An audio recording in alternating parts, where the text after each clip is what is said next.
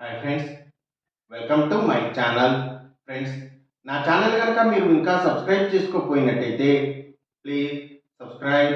Friends, ఈరోజు మనం ఈ వీడియోలో 22 డిసెంబర్ 2023 అంటే శుక్రవారం రోజు స్టాక్ మార్కెట్ ఏ విధంగా ఉండబోతుంది అనే ప్రెడిక్షన్ వీడియోని మనం చూద్దాం.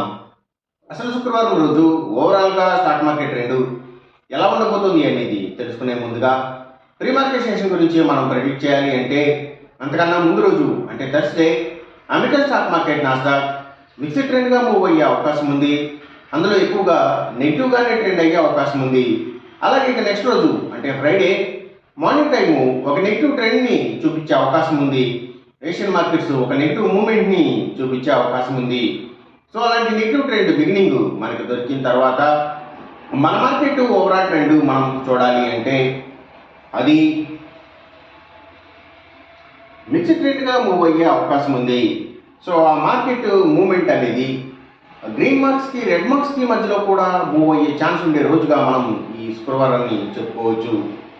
అలాగే సేమ్ బ్యాంక్ నిఫ్టీ కూడా మిక్స్డ్ ట్రెండ్గానే మూవ్ అయ్యే అవకాశం ఉంది.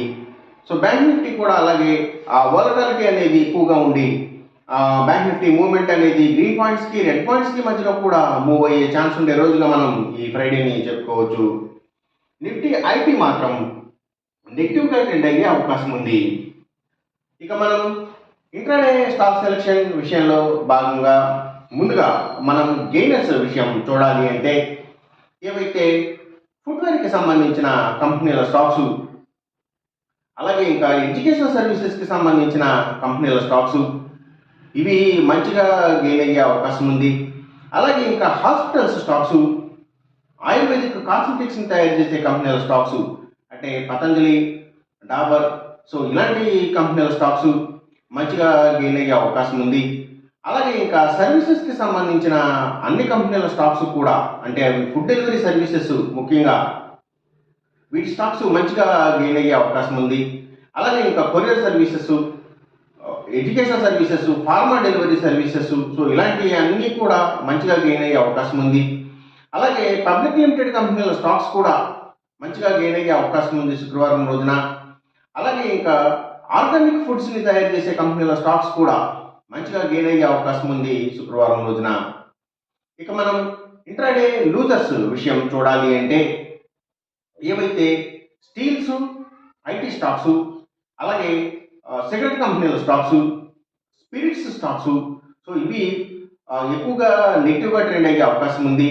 అలాగే బిగ్ ఎంటర్టైన్మెంట్ స్టాక్స్ అంటే సినిమాల థియేటర్ల కంపెనీల స్టాక్స్, అలాగే luxury hotels, diamonds, fashions, so వీటికి సంబంధించిన స్టాక్స్ కొంత డౌన్ ట్రెండ్ని చూపించే అవకాశం ఉంది శుక్రవారం రోజున. ఇక మనం ఎంసీఎక్స్ ట్రేడింగ్ విషయం చూడాలి అంటే